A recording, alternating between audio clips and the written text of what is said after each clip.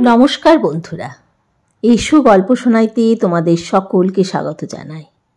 আজকের গল্প অতসী-কায়া, লিখেছেন শীর্ষেন্দু মুখোপাধ্যায়। যদুবাবু নমস্কার। নমস্কার, আপনি কে বলুন তো? আগে আমার নাম মোহনবাসী যশ। বাহ, আপনার নামটি তো বেশ। তাই ইয়াং ম্যান, আজ এই সময় কি আমার সঙ্গে আপনার কোনো অ্যাপয়েন্টমেন্ট ছিল? কই, আমার লিস্টিতে তো আপনার নাম দেখছি না। আমার চেম্বারে ঢুকলেন কিভাবে? আমার সেক্রেটারি কি করে আপনাকে ঢুকতে দিল? আপনার সেক্রেটারি আমার কাকা। ও, তুমি তাহলে কুসুম কুমারের ভাইপো? যে আজ্ঞে। কিন্তু তা কি করে হয় বলো তো? তোমার পদবী যশ আর কুসুম কুমারের পদবী হলো আশ। তাছাড়া যতদূর শুনেছি কুসুমের কোনো ভাই বোন নেই, সে একা।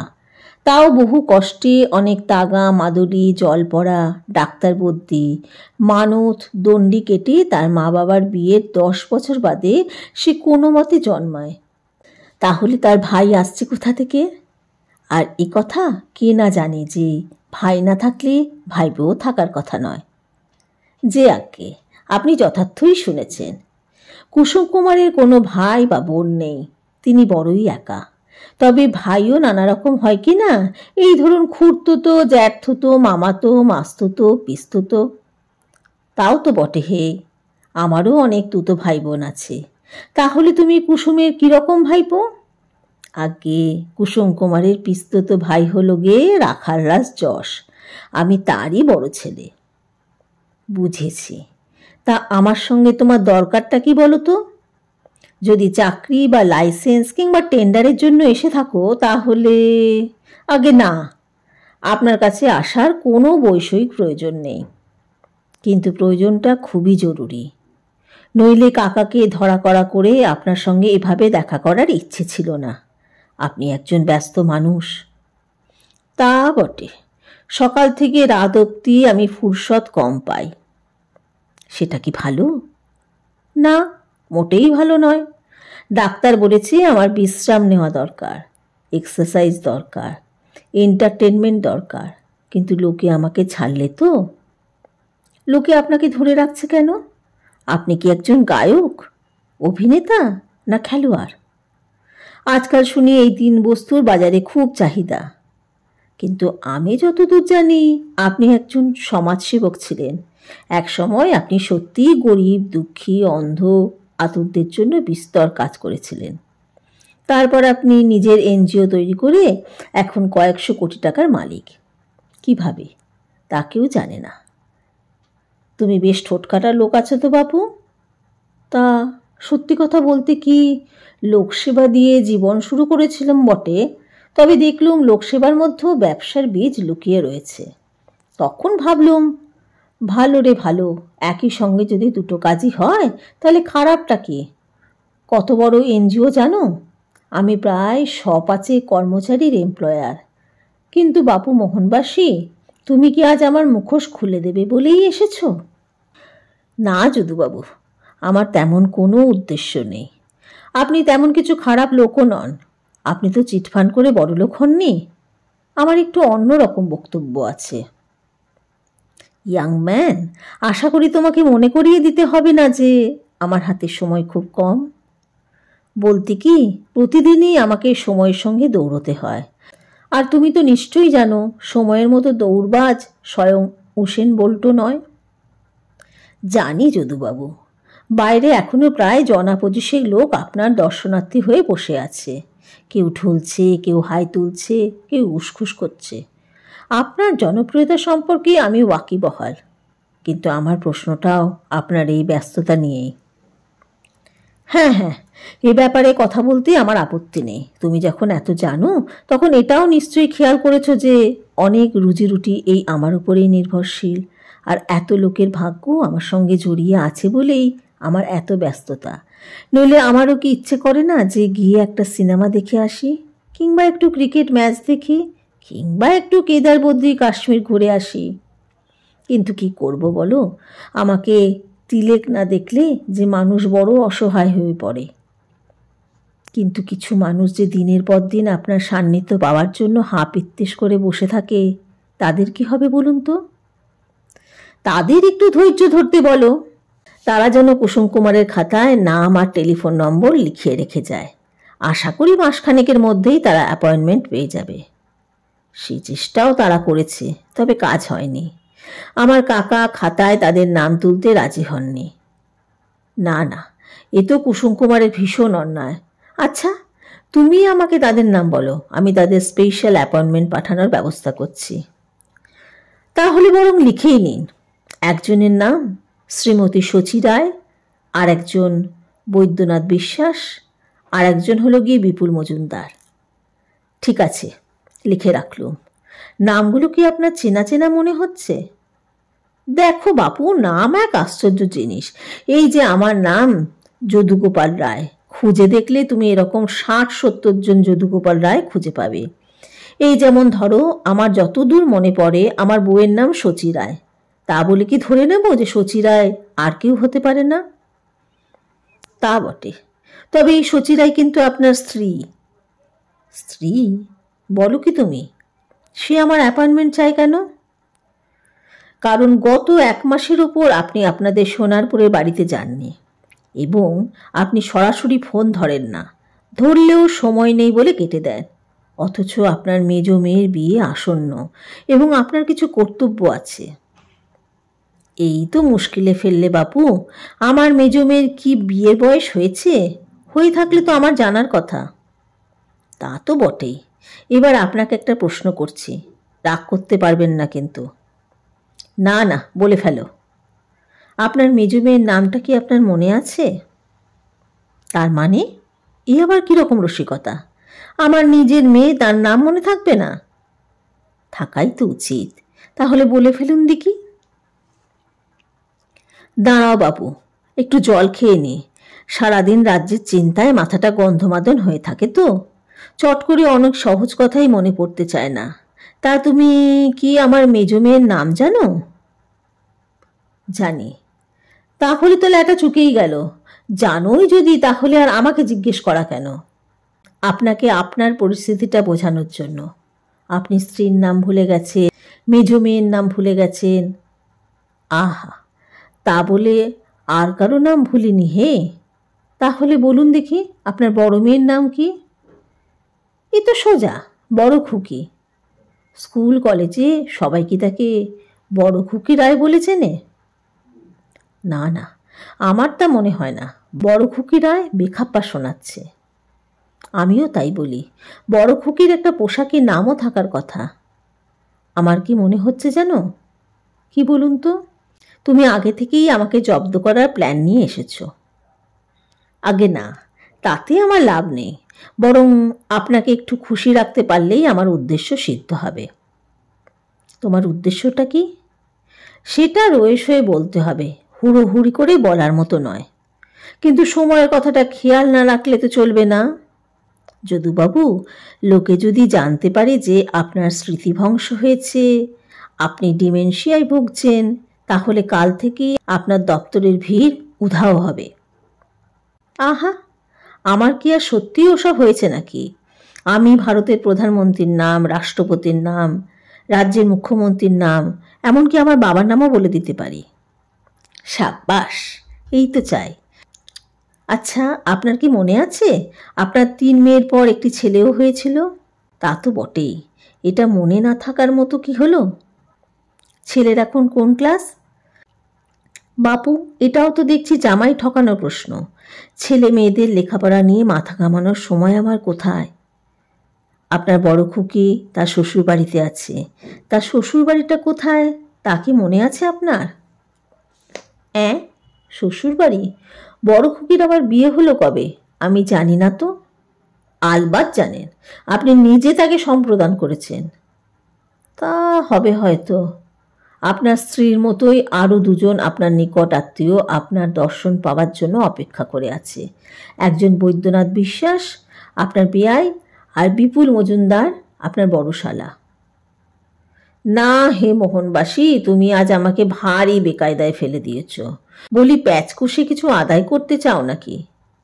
যদি চাই, বলতে নেই, তোমাকে দেখে আমার বেশ চোখা চালাক বলেই মনে হচ্ছে। তুমি আমাকে নানাভাবে জব্দ করার চেষ্টা করলেও তোমার উপর আমি অপ্রসন্ন হতে পারছি না। তুমি কি চাও সেটা আবার স্পষ্ট করে বলো তো। বলছি, আমি একজন ডাক্তার, MBBS, হার্টে ডিপ্লোমা। আমার চেম্বার সোনারপুর স্টেশনের কাছেই। আর বলতে নেই আমার প্র্যাকটিস বেশ ভালো। আপনার মতো না হলেও আমার চেম্বারে সন্ধেবেলা অনেক রুগী হয়, সকালবেলা নার্সিংহোম থাকে। অবশ্যই এসব অবান্তর কথা। আসলে সম্প্রতি আমি একটু বিপদে পড়েছি বলেই আপনার কাছে আসা। আহা, লোকে বিপদে পড়েই তো আমার কাছে আসে। সোনারপুরের একটি ক্লাবের ফাংশনে সম্প্রতি আমাকে নেমন্তন্ন করে নিয়ে যাওয়া হয়েছিল। সেটা যোগশিক্ষা এবং ব্যায়ামের ক্লাব, যেখানে মঞ্চে একটা মেয়ের ব্যায়াম প্রদর্শনী দেখে আমার তাক লেগে গিয়েছিল। মেয়েটা নিজের যে কোনো পা শটান নিজের মাথার ওপর তুলে দিতে পারে, দাঁড়িয়ে পিছনে মেরুদণ্ড বেঁকিয়ে শরীর গোল করে, আবার নিজের দাঁড়ানো দুটো পায়ের ফাঁক দিয়ে মুন্ডু বের করতে পারে। অমন ফিটনেস আমার দেখা নেই। বলো কি হে, এ তো সাংঘাতিক মেয়ে। যে আজ্ঞে, মেয়েটা দেখতেও বেশ ভালো। মনে মনে আমার একটু দুর্বলতা যে দেখা না দিয়েছিল তা নয়। তারপর কিছু ফিসফাস কানে এলো যে মেয়েটা নাকি একটু গুন্ডা প্রকৃতির। শুধু ব্যায়াম নয়, কুম্ফু জানে, ক্যারাটে ব্ল্যাক বেল্ট। সে প্রায় ইফটিজার বা ফক্কর ছেলে ছোকরা বা বদমাস লোককে পেটায়। তার নামে থানায় কয়েকবার FIRও হয়েছে। কিন্তু প্রভাবশালী মেয়ে বলে পুলিশ অ্যাকশন নেয়নি। আরে, কে কত প্রভাবশালী তা আমার জানা আছে। আমাকে নামটা বলো তো, আমি এক্ষুনি ফোন করে মেয়েটাকে অ্যারেস্ট করে দিচ্ছি। করবেন? তারা কিসের? সবটা শুনে নিন না হয়। এই গত মাসেই আমি বাধ্য হয়ে আমার ভিজিট 200 থেকে বাড়িয়ে 300 করেছি। আর সেটা কি দোষের ব্যাপার? আপনিই বলুন। টাকার দাম তো রোজই 10 পয়সা 20 পয়সা করে কমে যাচ্ছে। তাছাড়া রোগী সামলাতে ভিজিট বাড়ানো হলো খুব কার্যকর দাওয়ায়। কিন্তু দিন 15 আগেই সেই জোরালো চেহারার ব্যায়ামবিদ মেয়েটা আরও 3-4 জন রোখা চোখা মেয়েকে নিয়ে আমার চেম্বারে হাজির। সোজা আঙুল তুলে কি বলল জানেন? কি বলল? বলল, গরিব দেশের ডাক্তার হয়ে এত ভিজিট চাইতে আপনার লজ্জা করে না? কাল থেকে আগের মতোই 200 টাকা নেবেন, নইলে এখানে প্র্যাকটিস করতে পারবেন না। আমার রুগীদের সামনেই আমাকে ওই অপমান হজম করতে হলো। সোনারপুরে আমি নতুন মানুষ, কাজেই তেমন প্রভাব প্রতিপত্তি নেই। চুপ করে মুখ বুজে হেনস্তা সয়ে নিল। কোন বাড়ির মেয়ে বলো তো? এ তো ভয়ঙ্কর বেয়াদপি। আমি এক্ষুনি ওর বাবাকে বলে মেয়েটাকে শায়েস্তা করার ব্যবস্থা করছি। সোনারপুর এখনো আমার কথায় উঠে বসে। আজ্ঞে, এইসব দুঃখের কথা জানাতেই যে আপনার কাছে আসা। যেটুকু শুনলেন সেটাই তো সব নয়। রাত 3টের সময় একদিন ফোন তুলেই শুনি একটা মেয়ে ধমক চমক করে বলছে, শুনুন, ডাক্তারদের কিন্তু অমন কুম্ভকর্ণের মতো ঘুমোলে চলে না। মানুষের মরণ বাঁচন যাদের হাতে, তারা নাকে তেল দিয়ে ঘুমোলে তো হবে না। আপনি এক্ষুনি দুঃখুদের বাড়ি চলে আসুন। দুঃখুর বাবার ভীষণ শ্বাসকষ্ট, খুব সিরিয়াস অবস্থা। আমি 5 মিনিট বাদে আবার ফোন করব। সেই মেয়েটাই নাকি মশাই? যে আজ্ঞে। দুঃখুদের বাড়ি আমি যথারীতি সাইকেলে চেপে পৌঁছে যাই। একটুও দেরি করিনি। তবু সেই ব্যায়াম বীরঙ্গনা মেয়েটি চোখ পাকিয়ে কি বলল জানেন? বলল, এত দেরি হলো যে? রুজ পাউডার মাখছিলেন নাকি? কি ভাষা! ছি ছি। তবেই বুঝুন। যা হোক, আমার চিকিৎসায় রুগী ভদ্রলোক খানিক সামলে ওঠায় আমি তাকে হাসপাতালে পাঠানোর ব্যবস্থা করে ফিরে আসি। ভিজিটটা পর্যন্ত নিইনি, তবু কোনো কৃতজ্ঞতা কেউ প্রকাশ করল না। নেমো খারাপ। ডাক্তারদের কতটা চাপের মধ্যে কাজ করতে হয় তা আপনি নিশ্চয়ই জানেন। তারপর মানুষের কটু কটাব্য সহ্য করাটা মাঝে মাঝে অসম্ভব হয়ে পড়ে। তখন ইচ্ছে করে এসব ছেড়ে দিয়ে বরং বিভাগী হয়ে যায়। সিরিয়াসলি, আমি একবার সংসার ত্যাগের কথা ভেবেও ছিলাম, যেদিন কুশল ব্যানার্জির মেয়ের বিয়ের নেমন্তন্ন খেতে গিয়ে হেনস্থা হতে হলো। কুশল ব্যানার্জিকে আপনি নিশ্চয়ই চেনেন। তা চিনব না কেন? সোনারপুরের মেলা লোককেই তো আমি চিনি। ইনি সোনারপুরের লোক নন, রাজপুরের লোক। বিল্ডিং মেটেরিয়ালসের ব্যবসা, বিস্তর টাকার মালিক। তার মেয়ে অয়নিকারই বিয়ে। অয়নিকা দেখতে তেমন সুবিধের নয়। মেয়েটা কালো, কিন্তু তার জন্য যে পাত্রটি কুশলবাবু জোগাড় করেছেন তাকে রাজপুত্র বললেও অত্যুক্তি হয় না। তার উপর ডাক্তার। ঘটনাক্রমে আবার সেই পাত্রটি আমার পূর্ব পরিচিত।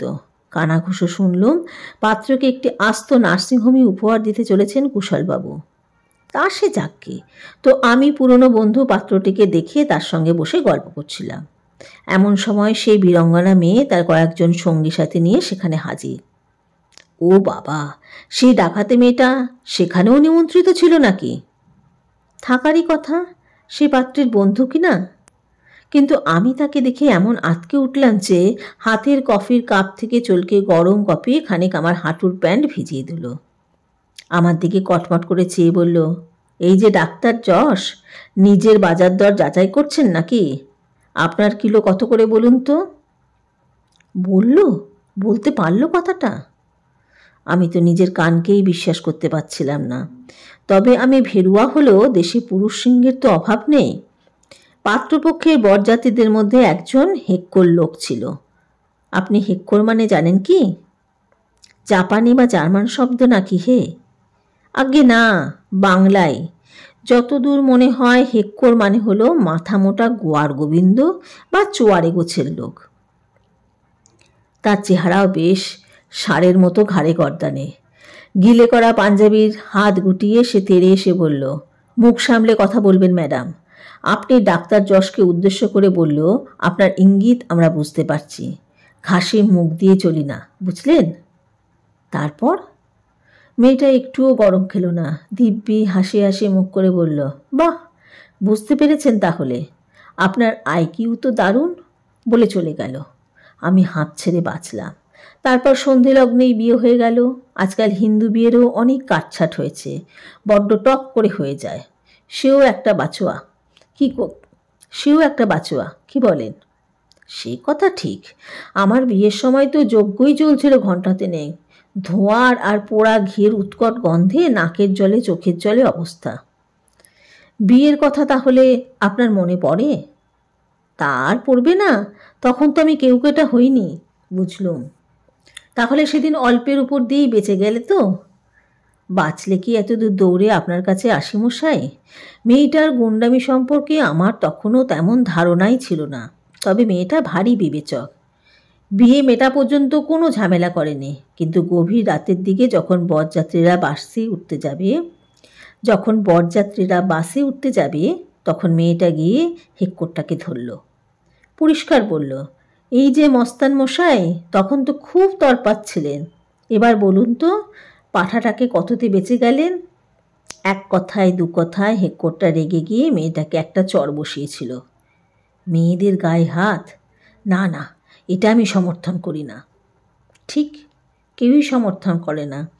কিন্তু আমার কি মনে হয় জানেন, মেয়েটা অতি ধুরন্ধর। সে ইচ্ছে করে হেক্করটাকে উস্কে দিয়ে ইচ্ছে করেই চটটা খেয়েছিল, যাতে পাবলিক সিম্প্যাথি পাওয়া যায়। আর তারপর যা হলো তাতে আমার চোখ টেরা।